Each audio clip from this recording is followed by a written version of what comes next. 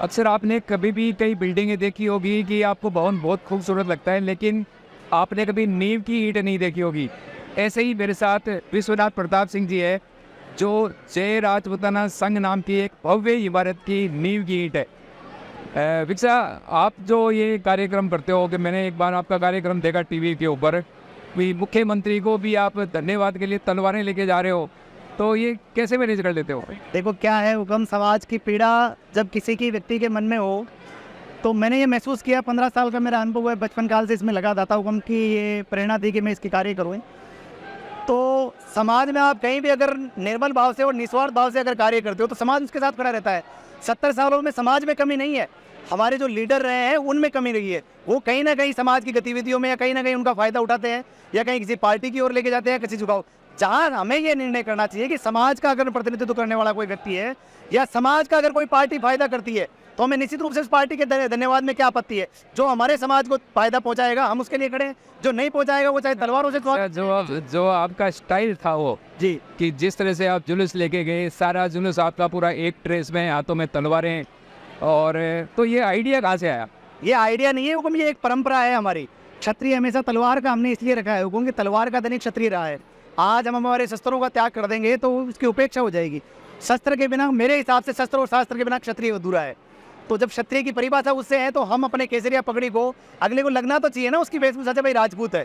हम कहीं जा रहे हैं, चाहे वो मुख्यमंत्री जी कोई हो, कितने बड़ा हो, चाहे पीएम हो, सीएम हो, हम हमारे पूर्वजों ने जो धरोहर हमें दी है उस धरोहर के रूप में हम नहीं जाएंगे तो फिर क्या मतलब है? ऐसे पैंट शर्ट पहन के बहुत घूमो, आप किस परंपरा का परिवहन? आपके जो कैंप लगते हैं तो सोशल मीडिया पे मैं कई बार देखता हूँ, तो उसके अंदर सापा बांधना, ये इस तरह के सिखाते हैं, तो क्या क्या एक्टिविटीज़ क्या होती है उसके अंदर? देखिए, हमारे 3 तरह के कैंप लगते हैं उसमें। पहला कैंप हमारा छोटा कैंप होता है 3 दिवसीय, जिसको हम संस्कार शिविर कहते हैं। उसमें केवल हम सापा बांधना सिखाते हैं बच्चों को और उनको ये बताते हैं कि हमारी पीढ़ियों की परंपराएं क्या रही है, हमें किस तरीके से रहना चाहिए। उसके बाद हमारा, उसको हम बोलते हैं समर भूमि। सेकेंड हमारा जो कैंप होता है वो महासमर होता है, वो वर्ष में एक बार लगता है। इसमें पूरे भारतवर्ष से केवल हम 1000 व्यक्तियों को सेलेक्ट करते हैं। उसमें हम उनको घुड़सवारी, तलवार, लाठी, बंदूक, हथियार और हमारी जो पूरी वेशभूषा है, धोती बांधना, सापा बांधना, जो भी परंपरा के जो गुण है वो सारे उसमें हम सिखाते हैं। उसके लिए हमारे पास ट्रेनर है। हमारे जो क्षत्रिय बंधु जो हमने कैंप में सीखे हैं वो कैंप में हम उनको सिखाने का प्रयास करते हैं। इसके अलावा पूरे साल में 2 साल में हमारा एक बहुत बड़ा आध्यात्मिक शिविर लगता है। अभी आने वाले समय में नर्मदा के किनारे लगेगा। उसमें हम, जो व्यक्ति महासमर और समर भूमि को अटेंड कर लेता है, जिसमें ये हो कि हम पूर्वजों के इतिहास और आध्यात्मिक धरोहर को आगे बढ़ाएं, उनको उस आध्यात्मिक चेतना में बढ़ाते हैं, ताकि वर्तमान में जो क्षत्रिय दूषित हुआ है उस दूषित परंपरा को या जो अवगुण है हमारे अंदर, उनको आध्यात्मिक कार्यक्रमों के माध्यम से उनसे दूर कर सकते हैं। एक आपने क्षत्राणी कल्प योजना चला रखी है, उसके बारे में बताएंगे? क्षत्राणी कल्प योजना पहले हमने शुरुआत की थी हुक्म की सिलाई मशीनों से। हमारे मन में ये पीड़ा थी कि समाज ये कहता है कि विधवा क्षत्राणियाँ, समाज के कई बंधु जो उसकी उपेक्षा करते हैं। मेरी नज़र में ये है कि हम अगर किसी व्यक्ति को सक्षम नहीं बना सकते तो उसकी उपेक्षा करना उचित नहीं है। तो हमने ये महसूस किया, एक सबसे पहले हमारे पास एक पीड़ा आई थी एक परिवार की, कि वो दोनों जो माता पिता थे उस बच्ची के, वो अपंग थे और उस बच्ची के परिवार में शादी करने वाला कोई नहीं था। तो उनकी सगाई तो तय हो गई, तो ये बड़प्पन रहा, ये उस बच्ची का कुछ किस्मती रहा कि दूल्हे पक्ष ने उनसे कुछ नहीं लिया। तो हम गए थे, उनके आंसू हमारे से देखे नहीं गए।